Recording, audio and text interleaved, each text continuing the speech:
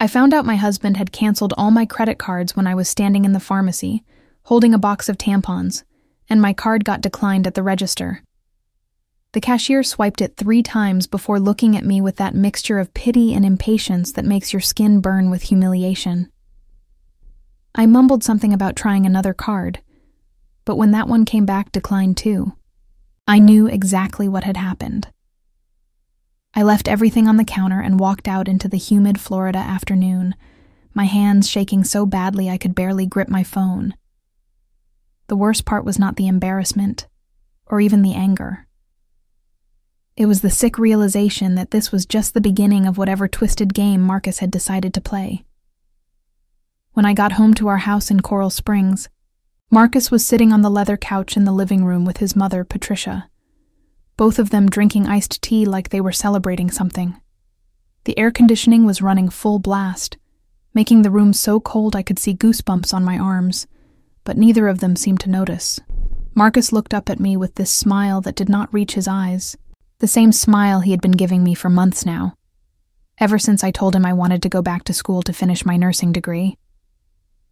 He set his glass down on the coffee table with a deliberate clink that made me flinch. "I have canceled all your cards," he said, his voice so casual he might have been talking about the weather.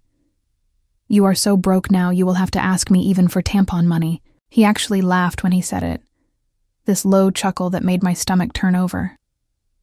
Patricia, sitting beside him in her expensive linen pantsuit, smirked and added, "Hunger makes women behave fast." Her voice had that sing-song quality she used when she thought she was being clever, and I saw her exchange a glance with Marcus that made it clear this whole thing had been planned between them. I stood there in the doorway between the foyer and the living room, still holding my purse, trying to process what was happening. We had been married for 6 years, together for 8, and I thought I knew this man. We met when I was 23, working as a receptionist at a medical office in Fort Lauderdale, and he was this charming pharmaceutical sales rep who came in twice a month with samples and always remembered my coffee order. He was attentive and generous back then, always taking me to nice restaurants, buying me thoughtful gifts, telling me I deserved to be taken care of. When he proposed after 2 years, I thought I was the luckiest woman alive. His mother had never liked me. That much was obvious from the start, but Marcus always said not to worry about it, that she was just protective of her only son.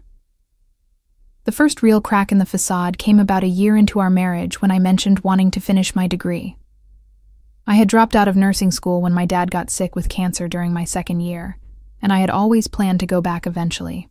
Marcus had seemed supportive at first, but when I actually started looking into programs and talking about application deadlines, his attitude changed. He started making comments about how busy he was at work, how nice it was to come home to a clean house and a hot meal, how his salary was more than enough for both of us. So why did I need to stress myself out with school? I pushed back at first, but he had this way of making me feel selfish for wanting anything that did not revolve around making his life easier.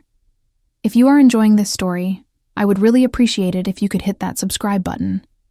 We are working toward reaching 1,000 subscribers, and every single subscription helps us get there. Just click that red button below the video and you will be part of this community. Things got worse after his promotion 2 years ago. Marcus became a regional manager, which meant more money but also more hours and more stress. He started drinking more, spending more time with his mother, and treating me less like a partner and more like an employee who was not performing up to standards. The compliments stopped. The date nights disappeared.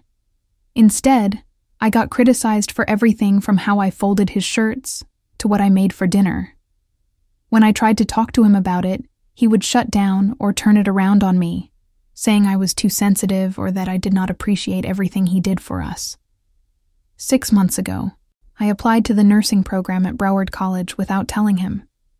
I knew he would try to talk me out of it, and I was tired of asking permission for things that should have been my own decision. When my acceptance letter came, I felt this surge of hope for the first time in years. Like maybe I could still become the person I was supposed to be before everything got derailed. I hid the letter in my dresser drawer under some old sweaters and started making plans. I would tell Marcus once I figured out the financial aid situation, and had a solid plan for managing school and home responsibilities. But somehow Patricia found out. I still do not know how. Maybe she went through my things when she was over one day. But 2 weeks ago, she made some pointed comment at Sunday dinner about women who try to have it all and end up with nothing. That was when Marcus started getting really controlling about money. He had always managed our finances, which I had not minded at first because he was good with numbers, and I was happy to have one less thing to worry about. But suddenly he wanted to see receipts for everything I bought. He started questioning why I needed new clothes, or why I had gotten coffee with my friend Sarah. He made me feel guilty for every dollar I spent, even though I barely spent anything compared to what he dropped on golf outings and dinners with clients. I should have seen this coming, but I kept telling myself it was just stress from work, that he would go back to being the man I married once things calmed down. Now, here he was, telling me he had cut off my access to money entirely, with his mother sitting there grinning like she had just won some kind of prize. I wanted to scream at both of them, to tell them exactly what I thought of their little power play, but I also knew that would just give them what they wanted. They wanted me to lose control, to beg, to prove their point that I was helpless without Marcus. So instead I took a deep breath and said, "We need to talk about this privately." My voice came out steadier than I felt, and I saw a flicker of surprise cross Marcus's face. Patricia started to say something, but Marcus held up his hand to silence her. "There is nothing to talk about," he said. "I am the one who earns the money in this family, so I get to decide how it is spent. You have been spending too much lately, getting ideas above your station, and I am just reminding you of where you stand." His eyes were cold when he said it. Not a trace of the warmth or affection I used to see there. "This is my house, my money, my rules. If you do not like it, you know where the door is." The thing was, I did not know where the door was, not really.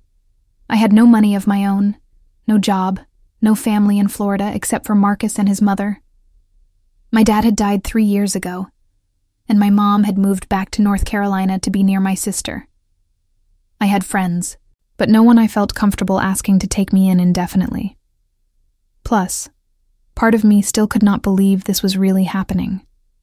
This was my husband, the man who had promised to love and cherish me, who had held me while I cried at my father's funeral, who had once driven 2 hours in a thunderstorm to bring me soup when I had the flu. How had we gotten from there to here? I turned and walked upstairs to our bedroom, my mind racing. I sat on the edge of our king-size bed and stared at my hands, trying to figure out what to do next. The room was decorated exactly how Patricia had suggested when we moved in, all whites and grays and impersonal hotel-like cleanliness. None of my touches had survived her decorating advice. I pulled out my phone and opened my banking app, confirming what I already knew. The joint checking account that my name was on showed a balance of $58,000, but when I tried to transfer money or check on our credit cards, I got error messages. He had removed my access to everything except viewing the balance, probably just so I could see what I could not have. My personal checking account, the one I had opened years ago before we got married, had $37 in it.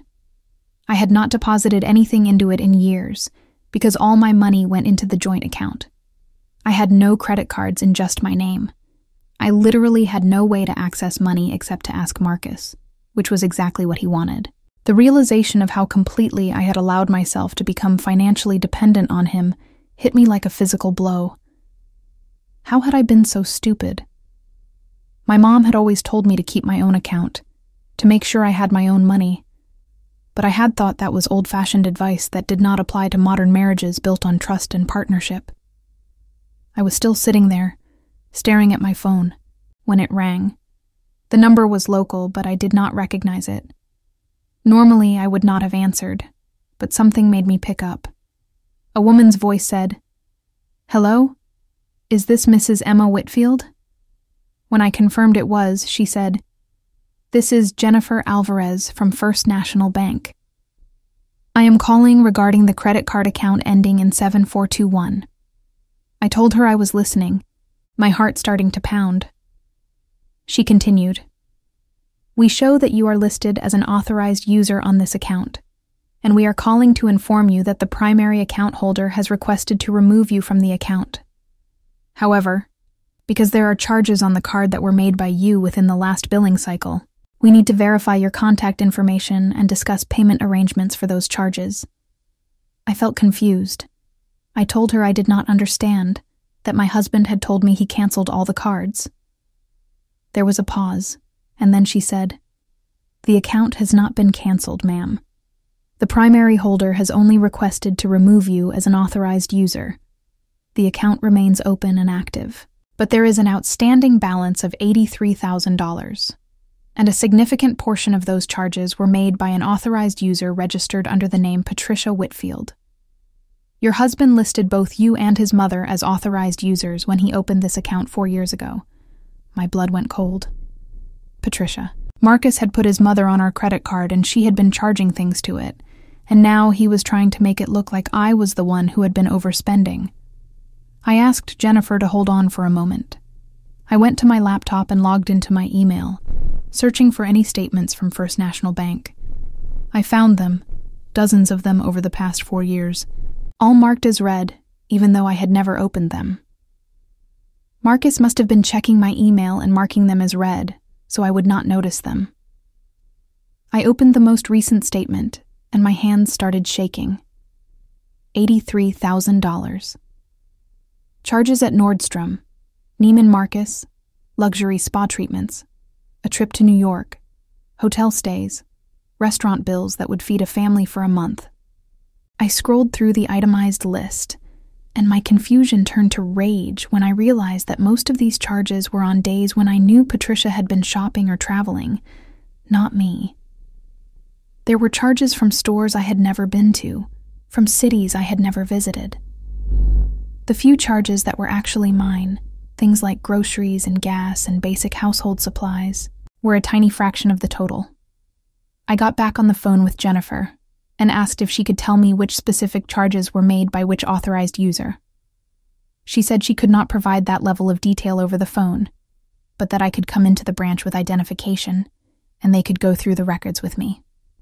I thanked her and ended the call, my mind spinning. Marcus and Patricia had been running up this massive credit card bill, with Patricia doing most of the spending, and now Marcus was trying to make it seem like it was all me so he could justify cutting me off financially. It was so calculated, so cruel, that I felt physically sick. I heard footsteps on the stairs and Marcus appeared in the doorway. He was still smiling that cold smile, clearly enjoying my distress. "Having fun up here?" he asked. "Figured out how you are going to survive yet without my money?"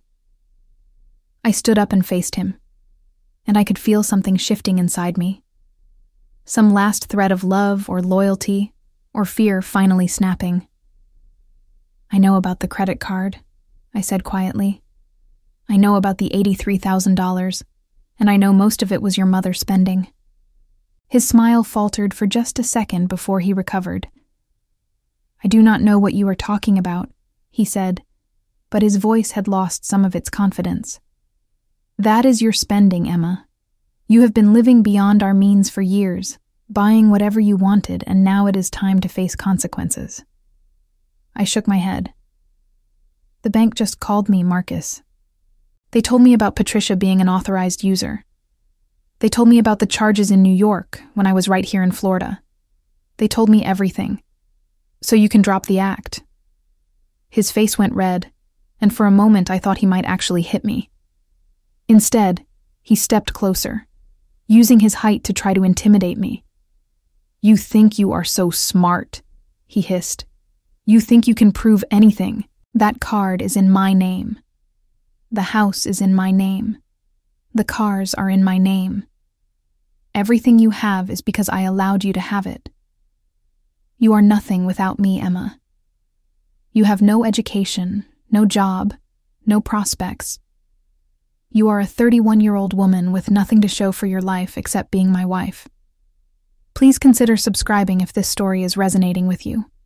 Your support means everything, and hitting that subscribe button helps us reach our goal of 1,000 subscribers.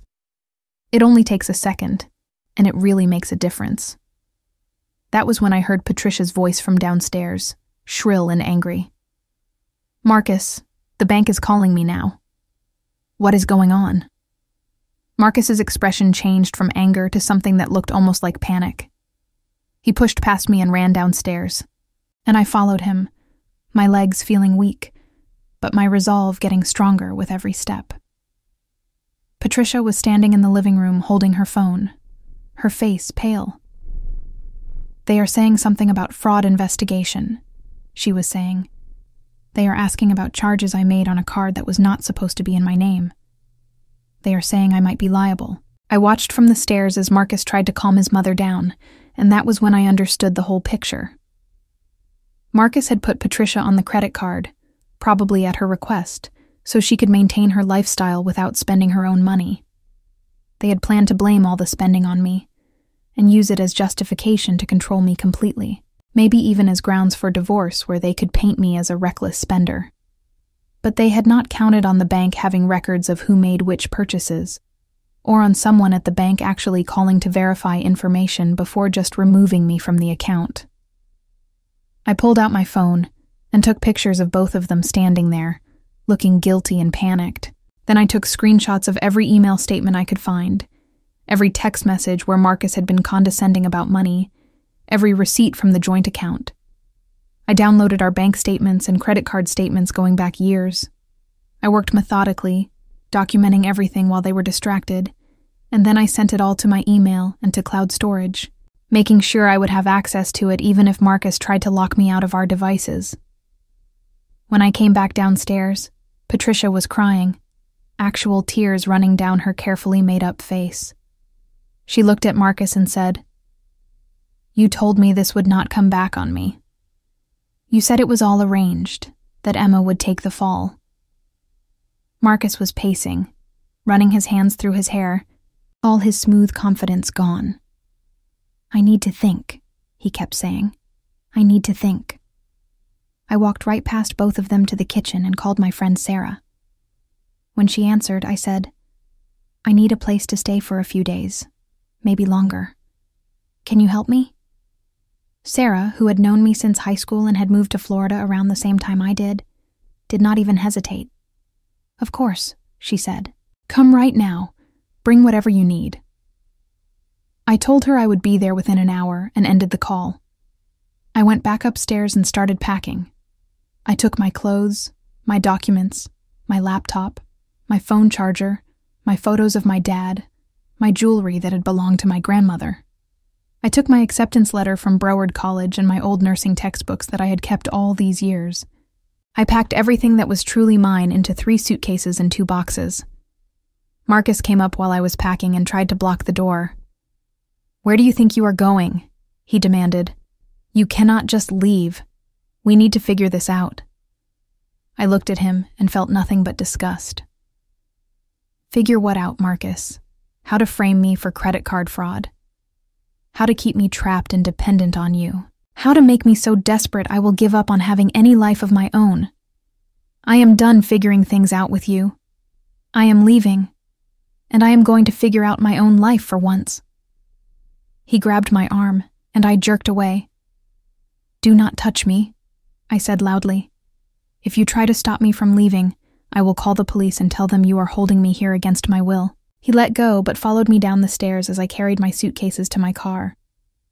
Patricia was still in the living room, on the phone with someone, probably a lawyer. I made 3 trips, loading everything into my Honda Civic while Marcus alternated between trying to threaten me and trying to sweet-talk me into staying. He told me I was overreacting, that we could work this out, that he was sorry for what he said, that he loved me. But his eyes were calculating the whole time, and I knew he was just trying to figure out how to regain control. When I had everything loaded, I stood in the driveway in the late afternoon heat and looked at the house one last time. It had never really been my home, I realized. It had been Marcus's house, decorated by his mother, filled with his things, run according to his rules. I had just been living there, playing the role of wife, slowly disappearing into a version of myself that existed only to serve his needs. I got in my car, started the engine, and drove away without looking back.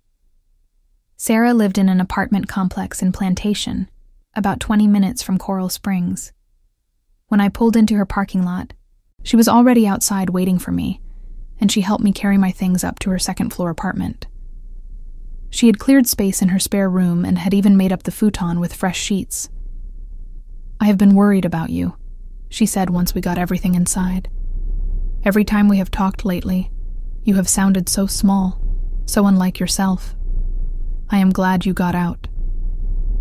That night, sitting in Sarah's living room with a glass of wine and the air conditioning humming, I told her everything. About the nursing program, about Marcus's control, about the credit card and Patricia and the phone call from the bank.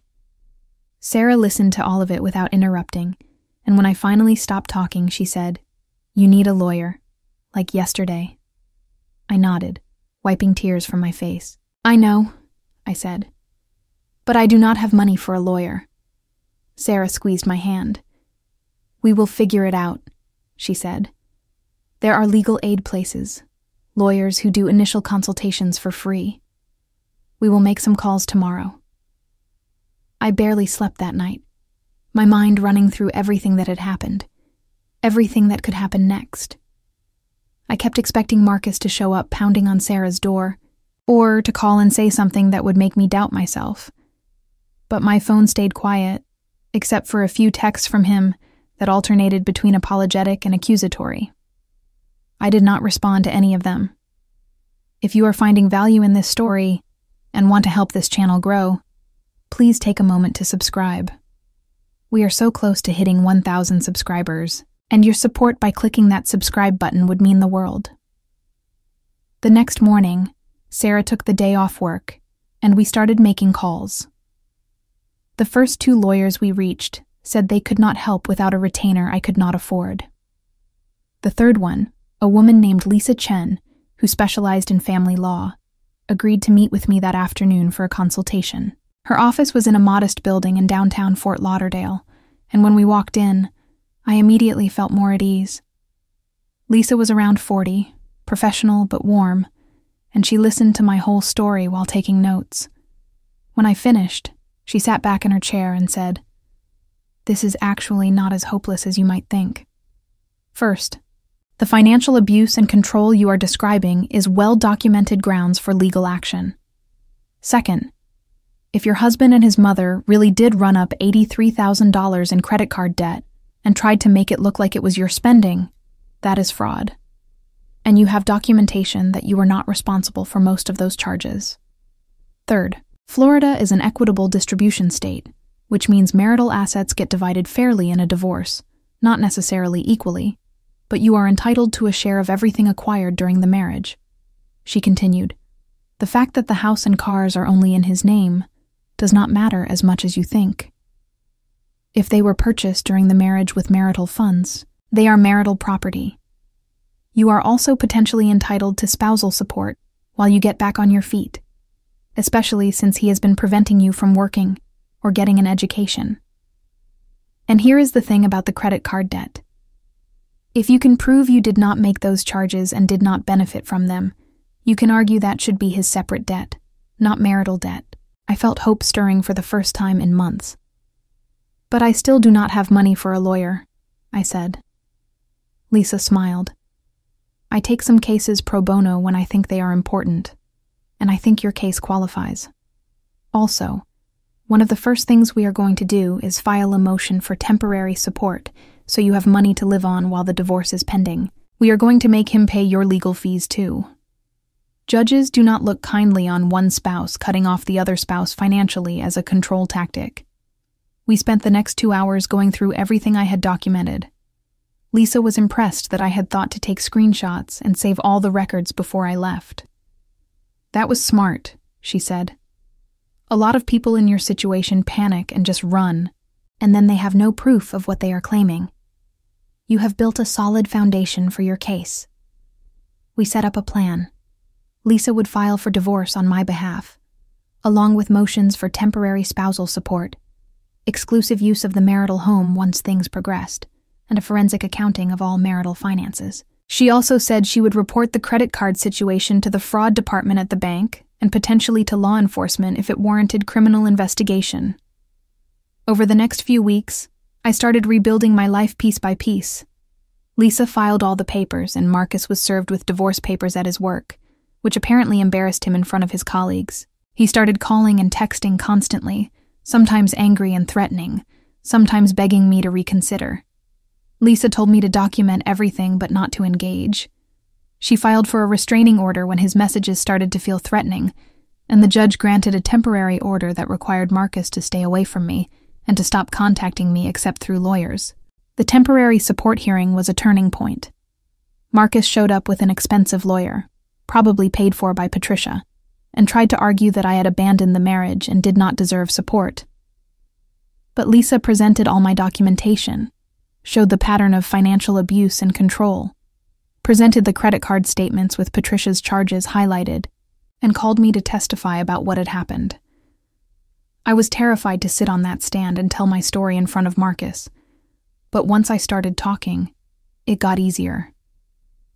I told the truth about everything, and I watched Marcus's lawyer's face fall as he realized how bad this looked for his client. The judge, a woman in her 60s named Judge Morrison, did not hide her disapproval of Marcus's behavior. She ordered him to pay me $3,000 a month in temporary spousal support, to pay my attorney's fees, to maintain health insurance for me, and to not cancel any shared accounts or dispose of any assets while the divorce was pending. She also made the restraining order permanent until further order of the court. As we left the courtroom, I saw Patricia waiting in the hallway, and the look she gave me was pure hatred. But I did not care anymore. She could not hurt me now.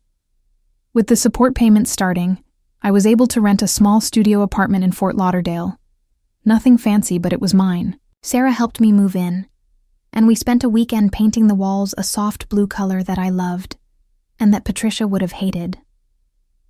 I bought secondhand furniture and decorated with plants and photos and things that made me happy. For the first time in years, I lived in a space that felt like me. I also enrolled in the nursing program at Broward College for the fall semester. The financial aid office was incredibly helpful once I explained my situation, and between grants, loans, and some scholarships, I was able to cover tuition and books. I started classes in late August, and it felt surreal to be back in a classroom after so many years.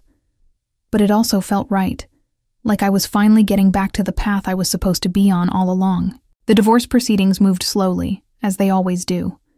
Marcus fought everything, tried to hide assets, claimed he could not afford the support payments, even though the forensic accountant Lisa hired uncovered that he was making significantly more than he had claimed. We also discovered that he had a secret savings account with almost $200,000 in it, money he had been siphoning off from his salary for years. Patricia apparently also had her own legal troubles. The credit card company had indeed started a fraud investigation, and because her name was on the account and there was clear documentation of her making purchases, she was potentially liable for a significant portion of that debt. I want to pause here and ask you to please subscribe if you have been following along with this journey. Your subscription helps us reach more people and build this community together. We are aiming for 1,000 subscribers, and every single one counts. Just click that subscribe button below. During this time, I also started therapy. My therapist, Dr. Patel, helped me understand how I had ended up in such a controlling relationship and how to recognize the red flags I had missed. We worked through my guilt about the marriage ending, my anger at Marcus and Patricia, my grief over the years I felt I had wasted. Dr. Patel helped me see that those years were not wasted, that I had learned valuable lessons about what I would not tolerate in the future, about the importance of maintaining my independence and identity, even within a relationship. School became my sanctuary. I threw myself into my studies with an intensity that surprised even me. Anatomy, physiology, pharmacology, patient care. I loved all of it. My classmates were mostly younger than me, fresh out of high school, but there were a few other adult students who had come back to school after life had taken them in other directions. We formed a study group and became close friends, supporting each other through the challenging coursework and celebrating each other's successes. My instructors noticed my dedication, and one of them, Professor Anderson, who taught the clinical skills course, pulled me aside one day and said, "You have a real gift for this work, Emma. Have you thought about specializing?" I admitted I had not thought that far ahead yet, that I was just trying to get through the basics. She nodded understandingly, but said, "Keep it in mind. With your maturity and your work ethic, you could go far in this field." Meanwhile, the divorce was finally moving toward resolution. After months of legal wrangling, Marcus's lawyer convinced him that he was not going to win, and that continuing to fight was just going to cost him more money. We reached a settlement where I got half the equity in the house, which came to about $90,000 once it was sold, half of his retirement accounts, half of the savings account he had hidden, and 2 years of spousal support at $3,000 a month to help me transition to financial independence. I also walked away with no responsibility for the credit card debt.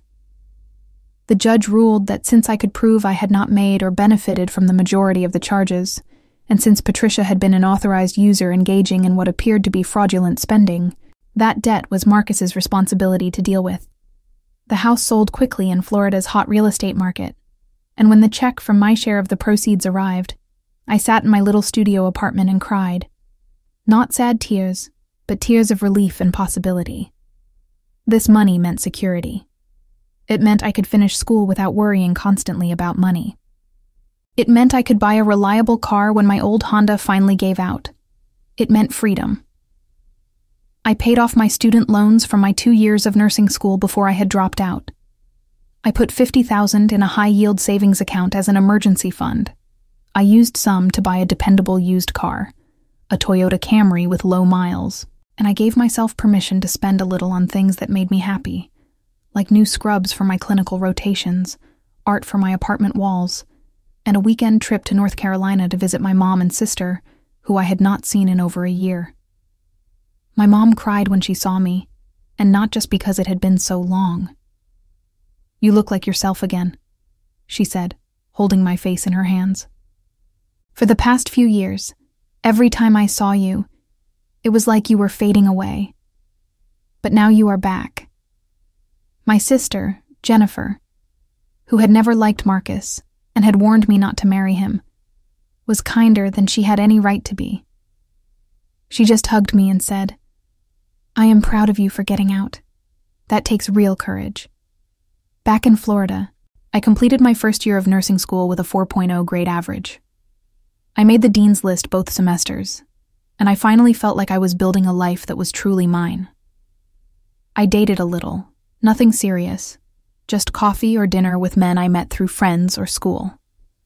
It felt strange at first, making my own choices about who to spend time with, not having to ask permission or justify my decisions. But it also felt empowering. One of the men I went out with a few times was another nursing student named David. He was kind and funny, and we had good conversations about our classes and our goals for the future. But after a few dates, I realized I was not ready for anything serious. I told him honestly that I was still healing from my marriage and needed to focus on myself and my education. He was understanding about it, and we remained friends and study partners.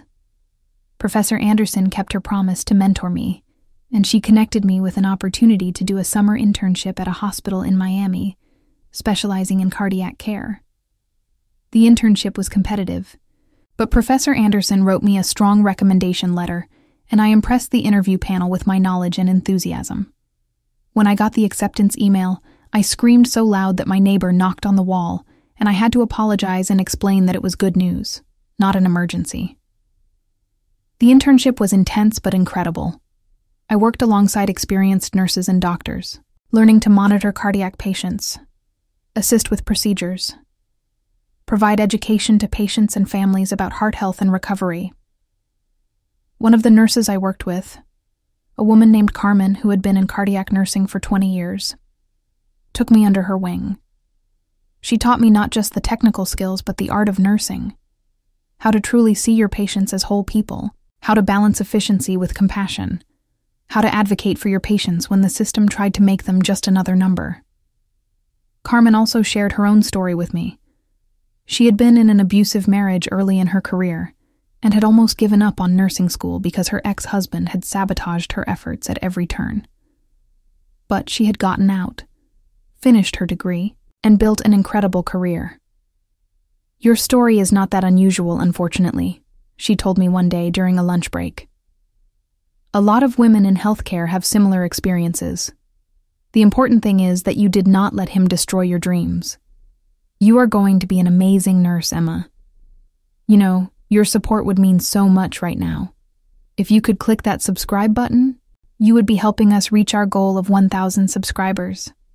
It takes just a moment, but it makes a huge difference to this channel." As my second year of nursing school began, I felt more confident and focused than ever.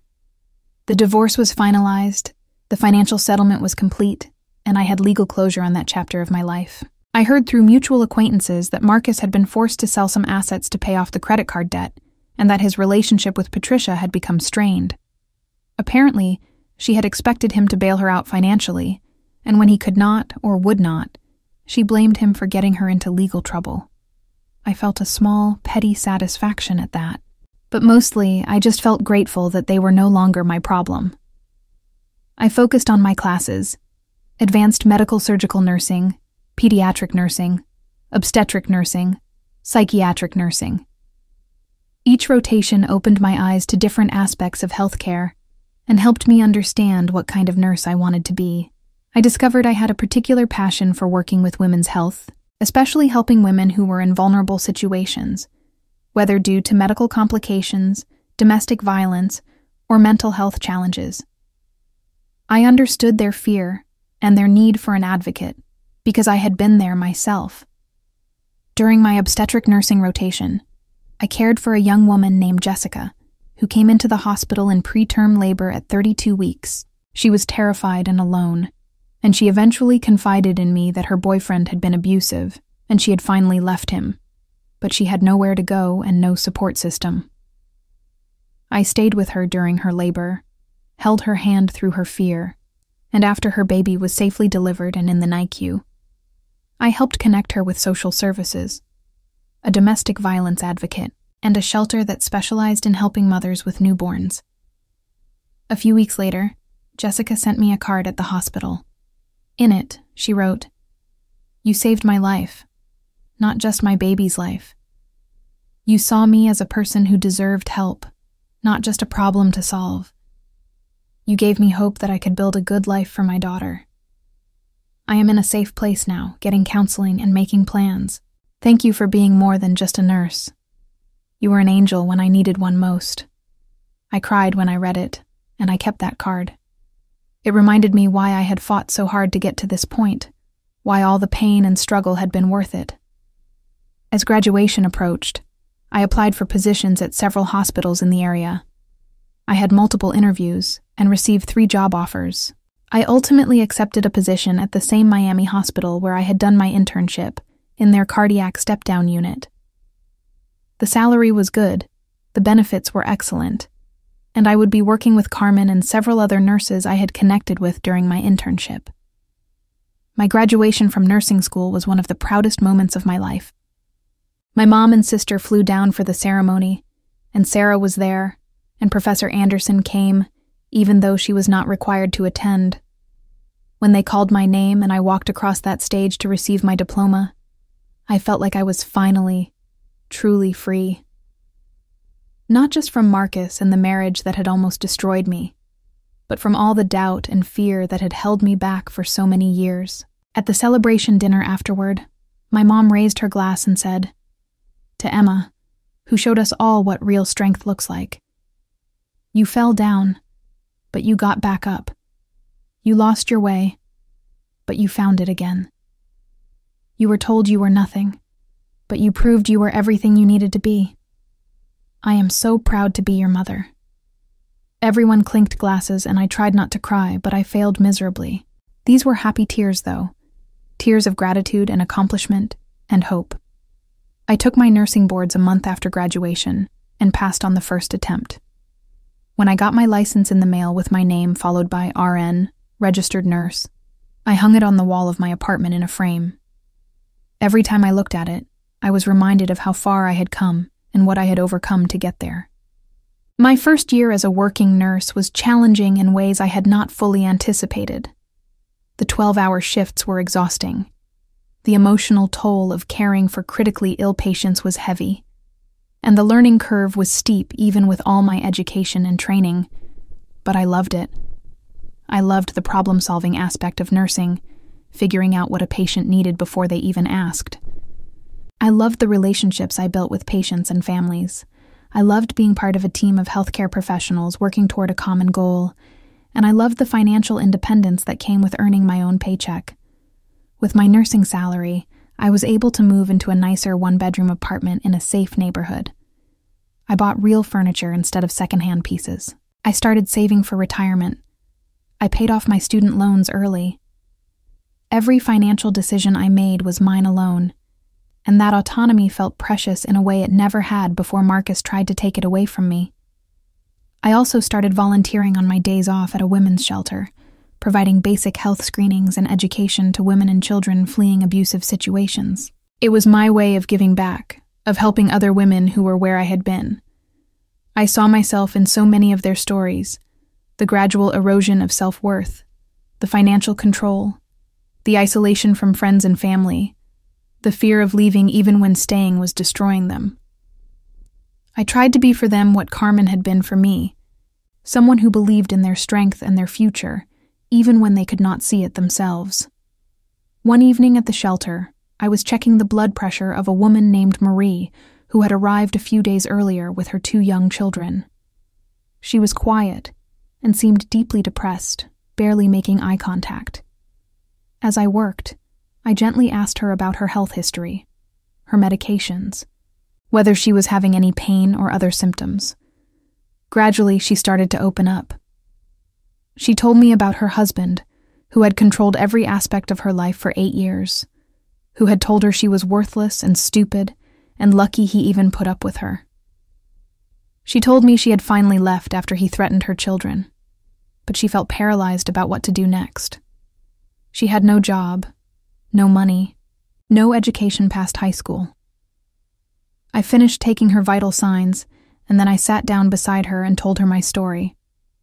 Not all the details, but enough for her to understand that I knew what she was going through because I had been there. I told her about Marcus canceling my credit cards, about feeling trapped and helpless, about finding the courage to leave anyway. I told her about going back to school, about the divorce, about building a new life. And I told her that she could do it too, that it would be hard, but it would be worth it, that she was stronger than she knew. Marie looked at me with tears streaming down her face and said, "You really think I can do this?" I took her hands and said, "I know you can. You already did the hardest part, which was leaving. Everything else is just taking it one day at a time, one step at a time. You do not have to have it all figured out right now. You just have to keep moving forward." We connected her with the shelter's services coordinator, and over the following weeks, I watched Marie start to come back to life. She enrolled in a GED program. She started therapy. She began to smile and laugh with her children. The last time I saw her, she told me she had gotten a part-time job at a grocery store and was saving money for her own apartment. Before we wrap up, I want to ask one more time for your support. If this story has touched you or inspired you in any way, please hit that subscribe button. We are working hard to reach 1,000 subscribers, and your subscription truly helps us continue sharing these stories. Thank you so much. As my second year as a nurse began, I felt settled in my life in a way I had never experienced before. I had good friends, a job I loved, financial stability, and most importantly, I had myself back. I was not perfect. I still had moments of doubt and anxiety, especially when I saw couples who seemed happy and wondered if I would ever trust someone enough to try again. But I also knew that I would never again tolerate being diminished or controlled. I knew my worth now, and I would not settle for less than I deserved. About 18 months after my divorce was finalized, I ran into Marcus at a restaurant in Fort Lauderdale. I was there with some nurse friends celebrating a colleague's birthday, and he was at the bar with some people from his work. Our eyes met across the room, and I saw him excuse himself and start walking toward my table. My friends noticed and tensed up, but I felt surprisingly calm. He stopped a few feet away and said, "Emma, can we talk for a minute?" I excused myself from my friends and walked with him to a quiet corner of the restaurant. He looked older than I remembered, tired and worn down. He started to say something rehearsed, probably an apology he had practiced, but I held up my hand to stop him. "Before you say anything, Marcus, I want you to know that I forgive you. Not because you deserve it, or because what you did was okay, but because I refuse to carry anger toward you anymore. It is too heavy, and I have better things to do with my energy." He looked stunned. Then he said, "I messed up, Emma. I let my mother influence me too much. I was insecure about you going back to school, scared you would realize you did not need me and would leave. So I tried to make sure you would need me, and I ended up driving you away anyway." "I am sorry," I nodded. "I appreciate you saying that," I said. "I hope you have learned something from all this, and that you will treat the next person in your life better than you treated me." He looked like he wanted to say more, but I was done with this conversation. "I need to get back to my friends," I said. "Take care of yourself, Marcus." I walked back to my table and did not look back. My friends asked if I was okay, and I realized I genuinely was. Seeing him had not upset me or made me angry. I felt nothing but indifference, and that felt like the ultimate freedom. Looking back now, 3 years out from that day when Marcus told me he had canceled my credit cards and I would have to beg him for tampon money, I can see how completely my life has transformed. That day was rock bottom for me. The moment when I realized I had given away so much of myself that I barely existed anymore. But it was also the beginning of my journey back to myself and forward into a life I had designed and built with my own hands. I am 34 now, a successful cardiac nurse, financially independent, with genuine friendships and a strong support system. I own a small condo that I bought last year, nothing fancy, but it is mine, paid for with money I earned. I have a savings account, a retirement plan, and enough financial literacy to never again put myself in a vulnerable position. I am considering going back to school eventually to become a nurse practitioner, though I am in no rush. I am enjoying where I am right now. Last month, I got a message through social media from a woman I did not know. She said a mutual friend had told her my story, and she was going through something similar with her husband, cutting off her access to money and isolating her from friends and family. She asked if I would be willing to talk with her, to share how I got out and rebuilt my life. I immediately said yes, and we met for coffee. I listened to her story, shared mine, and connected her with Lisa Chen, the lawyer who had helped me. A few weeks later, she sent me a message saying she had moved out and filed for divorce, and thanking me for giving her the courage to take that step. That conversation made me realize that my story, as painful as it was to live through, might be helpful to other women who are in the situation I was in. So I started speaking at local domestic violence awareness events, sharing my experience and the lessons I learned. I talk about the warning signs of financial abuse, about the importance of maintaining some financial independence even in the healthiest relationships, about how abuse does not always look like physical violence. I talk about the resources that are available and how to access them. And I talk about hope, about how it is possible to rebuild your life even when it feels completely destroyed. The most common question I get asked is whether I regret those years with Marcus, whether I feel like I wasted my 20s on the wrong person. My answer is always the same. I do not regret my past because it brought me to my present. I learned valuable lessons about who I am, what I am capable of, and what I will and will not accept in my life. I learned that I am stronger than I ever knew, more resilient, more determined. I learned that asking for help is not weakness but wisdom. I learned that it is never too late to start over, to go after your dreams. to become who you were meant to be. Would I have chosen an easier path if I had known what I was getting into with Marcus? Probably. But I did not get to choose that. What I did get to choose was how I responded when everything fell apart. Whether I would stay defeated or fight back. Whether I would let him define me or define myself. And I chose to fight. To rebuild. To become someone I am proud of. That choice made all the difference. If you are reading this and you see yourself in any part of my story, please know that you are not alone and you are not trapped. There are resources, people who care and want to help, paths forward that you might not be able to see right now, but they exist. It takes courage to leave a situation where you feel controlled and helpless, but you have that courage inside you. You might not feel it right now, but it is there, waiting for you to tap into it. And once you do, once you take that first step toward freedom and autonomy, you will be amazed at what you are capable of achieving. Your life is yours to build, and you deserve to build something beautiful.